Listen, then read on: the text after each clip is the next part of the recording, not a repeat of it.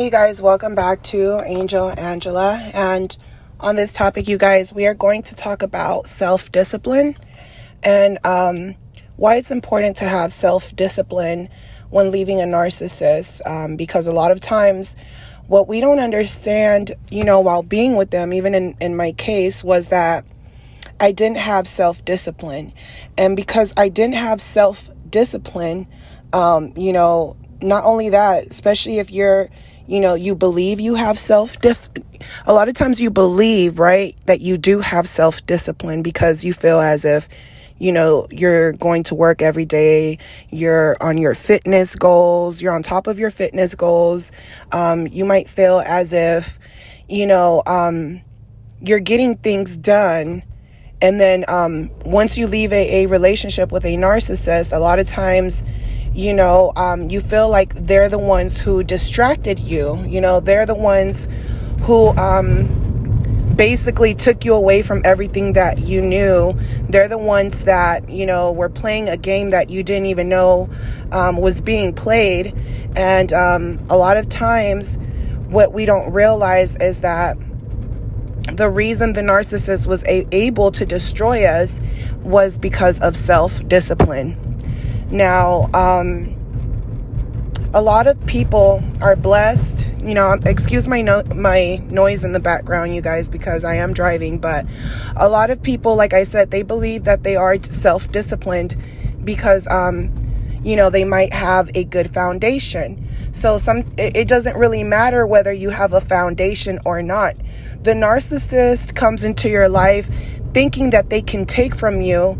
And this is where they're judging you off your discipline. They want to know how well trained you are. And if you're not well trained in their eyes, if you don't have a good foundation, they're willing to break it apart because they feel as if, hey, if I'm able to come into your life and just stir up some mess and you're able to fall for it, and once you realize what's going on, you continue to do it, or just the fact that, people around you could be warning you about the type of person you're dealing with, and then you choose to ignore it, or you choose to reject the people closest to you, reject your family, reject your friends, reject that one person that does still believe in you, and they might not be perfect people, because a lot of times what we need to understand is that everyone is living their own life, and what I learned in this journey that I'm in still,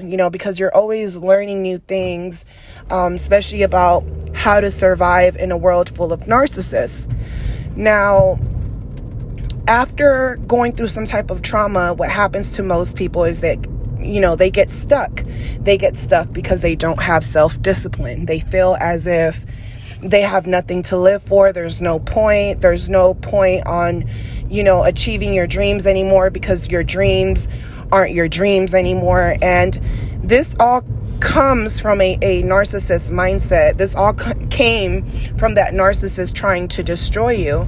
And in that journey, when you're in that trauma and you know that you have to get out, you know that you have to take the steps to do it, but you might feel physically paralyzed because you never understood that when someone is messing with your mind, they're not only messing with your mind and your spirit, they're messing with your body. Our brain and our body work together both ways. And a lot of times we're able to see ourselves in the mirror and not truly understand what others see, or sometimes we get too concerned with what others see and we stop looking at ourselves. So there technically has to be a balance. How do you find that balance? One thing that I've learned is that when I left that relationship, I felt as if, what am I doing wrong? What is it about me? Why can't they see that I'm a good person? Or why can't they see that they're hurting me? Or why can't they see that I love them? And, I spent so much time in my own mind thinking about that, replaying events, replaying the past, afraid of the future, not willing to take the necessary steps to the future because, feeling depleted. And feeling as if no one was ever going to see me for who I really am inside. And even when I expressed who I am inside to others, of course, there's going to be people that respect you. And then there's going to be people that look at your situation as a weakness. And a lot of times you feel as if, there's no point on telling my story. There's no point on telling my pain because everyone is going through that pain. There's no point on, doing that because these people are just going to look at my vulnerabilities and they're going to use it against me. So when you're in that mindset, you're thinking too much about what that other person is thinking of you, which means that you're not focused on yourself. You're focusing on others.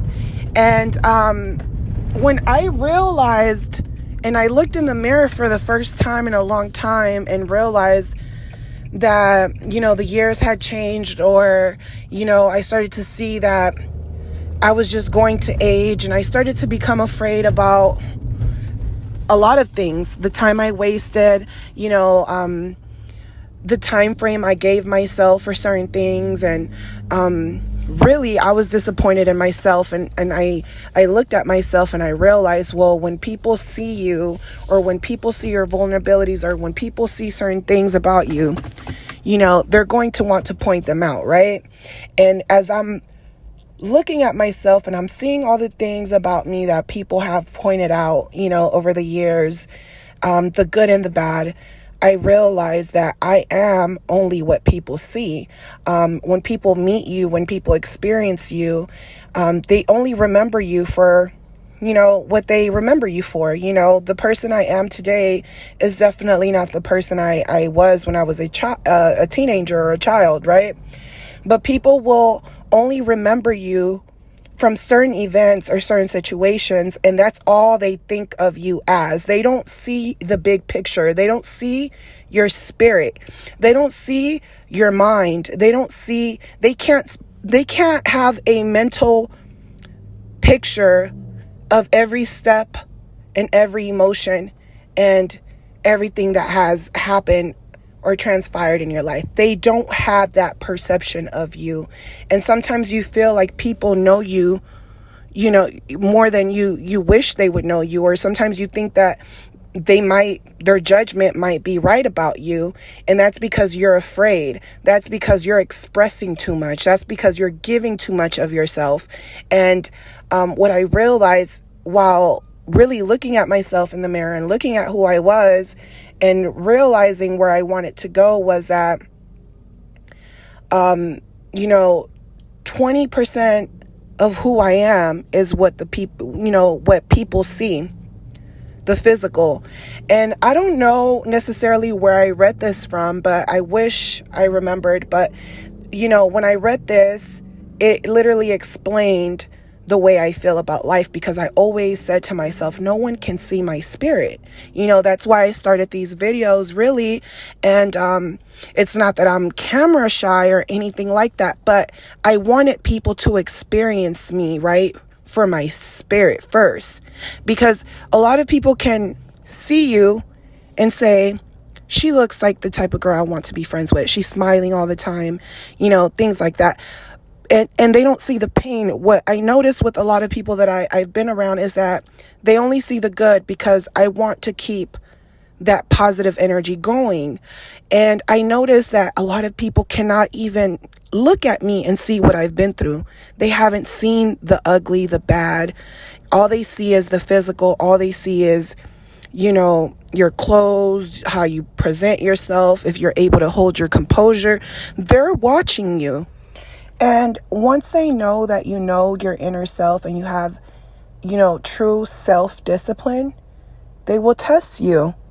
They will test you over and over and over again, because they want to know if you truly are strong, if you can truly stand in who you are and what you believe in.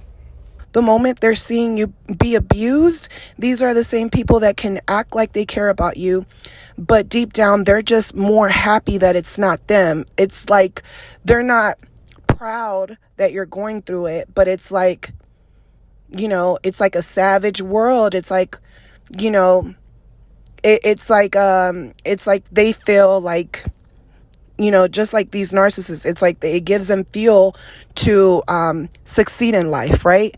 And by watching you, the 20%, in order to motivate themselves, say the narcissist is trying to motivate themselves, they're using the 20% of what they see about you.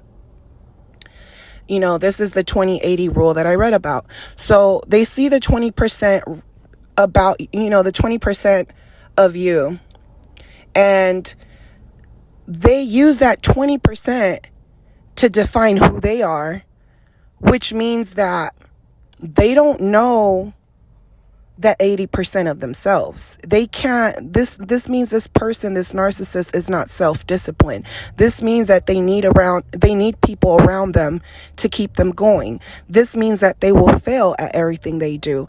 They know that when they leave you the way they leave you, they know that you have a chance of, opening up that 80% of yourself, that 80% of your brain, and start to discipline your own mind to realize that no one else can see your spirit or see who you are but yourself. So in my experience, it's that I realized that no one could see me. They could only see that 20%. And a lot of times our self-confidence, our self-esteem is down because we think that the people we see and experience can actually experience or see who we are as a whole, that 80%, but they can't. No one could ever see who you are as a whole. So in order for you to survive, my message to you guys is basically to understand that, yes, you've went through trauma. Yes, you've went through some horrible things. Yes, you've seen a lot. You've experienced a lot. And in order to be 100% with yourself and others, it's to put your all into who you are as a person. They wanted to be able to discipline you. They wanted to be able to tell you who you are. And once you will realize that everyone around you was trying to discipline you in one way or another, trying to judge you, trying to expect too much of you. The narcissist lives off of control. They live off of power, and they live off of discipline. They want to be able to discipline the people around them, and this is how they gain their power. They need 20% from this person, 20% from this person. They need supply from others to feel complete, to be able to survive. And of course it's about surviving, but the narcissists, they don't have any morals, they don't have any loyalty, and they don't have any self-discipline. Even when they know that something, they shouldn't cross the line when it comes to certain things because it's going to interfere with business, they're willing to cross those lines. That's what makes the narcissist different. So,